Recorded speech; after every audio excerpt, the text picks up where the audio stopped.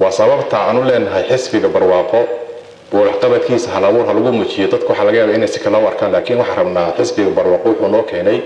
خرمر بين هاي الناس مري مشروع أولوين أودن كلاجيه الجلية العقبة الجلية وحوها أباي والجلية شن بليون $. لكن هذا الديجان كنا وحنا جلينا في الدوات 7 بليون $. marka waxa way tartamo oo xafiiska soo waday oo ka kale noqonaya kiisi 7 waxa hore loo soo qabsamay horumarinta afka hooyo wax soo saarka qabyaalada iyo dhibaatada ay leedahay in bulshada halabuurku wax ka yiraahdo midnimada bulshadu muhiimada ay leedahay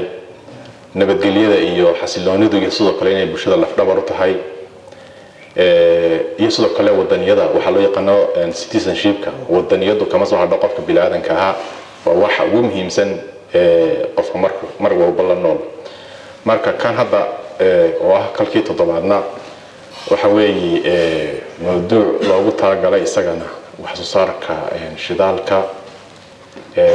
horumarka iyo nabadgelyada iyo horumarka si guud aad ogtihiin deegaanka Soomaaliyeed hadda waxa ka socda horumar ballaaran horumar weligii aan laga hirgelin dalka ay hadda wadankeena deegaankeena laga hirgelinaya mashruuca ugu weyn ee wadanka laga hirgeliyay lacag badan la geliyay wuxuu ahaa Abay oo la geliyay 5 bilyan $.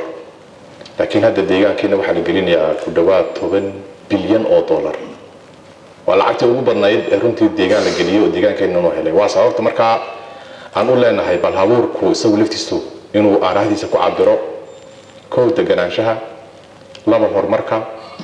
يصدق مشاريع ذاك الدون ديجان كنا كصادة وسببت عنو لأن هاي حس في برواقه والحقبة كيس هلاور هلقو مشيء تدك وحلاقي إن سكلا وركان لكن وحرمنا حس في برواقه ونوك هني هرمر بين هاي الناس مري إن دعي أنكر يسنو تلك أنكر يسنو حردي كوان كهاي سكوب تشي حرنا بتجليو حرمش الجلية مشاريع بليونيسة وحي لهي لوجو مهنقة لكن ده waxa keenay dadka inaga ina matalaya xisbiga barwaaqay inagu matalaya hadda ka hor dalkii ahaa aan u ahayn daba fadhiga meeska kolka la fadhiisto go'aankeena aan codkana ku muujin kareynin waxa la yiraahdo inoo soo yiri hadii aan helada inaan codkana ku muujisano inaan inaguna halabuurkeena ku cabirno wax diidaya marka ma jirto in halabuurka waxa aan helay meeska aan ku helay inaan codkina ku muujino oo halabuurkeenu isaguna aaraadiisa ku muujiyo sabab ka xadidaysa oo u yaso u yiraahdo maxaa loo xadidayaa ama maxaa loo leeyahay wax aqabadka xisbiga kaliya hata ma halabuurkii baa dhintay dadka qaar ku doodayaan waa la socda aragtida marka halabuurku ma dhimaan halabuurku wuxuu helay fursad uu ku soo bandhigo waxa loo qabtay fursad uu ku soo bandhigo nabadgelyada fursad uu ku bogaadiyo khayraadka weligiiba la sheegay loo oran jiray dadkana khayraad buu leeyahay aaway meeqa qof ka dhintay meeqa qarni baa ka tagay iyo khayraadka la sheegay imso awood guyaan bi tageen marka khayraadka haddaan hadda anficiisa helo oo noo goobjoog u ahaano oo haddii wax ka khaldamaan aan ka doodi karno sabab ku diidama jirto inaan soo dhaweyno haddii wax khaldan ka doodi karnaa cid noo diidaysa ma jirto qori leena ugu hayo leena ma diilayo xorriyad baan haysanaa kaga doodno oo leena alle waxa naga khaldane waxa hana loo hagaajiyo marka adoo doodii iyo miiskii fadhiya sabab abu shaki u qabto sabab anfiriya u qabto gaarihi ma jirto marka sababtaasan ayaan doorka u bidnay in wax soo saarka bal lagu jeediyo halabuurka suugaanta mar walbana runtii sharaf ay noo tahay in aan dadka halabuurka ah dhiirigelino oo madashan kaliya ma aha madalal kala duwan aan isku nimaadno waxaan niyadda ku haynaa in madalal kala duwan aan sameeyno oo madalaha haweenada qaarkood xitaa lagu caweeyo oo dadka wax loogu sheego oo suugaanta maasada lagu soo bandhigo oo tartan maasa ay jirto tartan dhiirigelin oo caweyska maasada intii maasa magac loogu magac daro maasadaas ay noqoto habeenka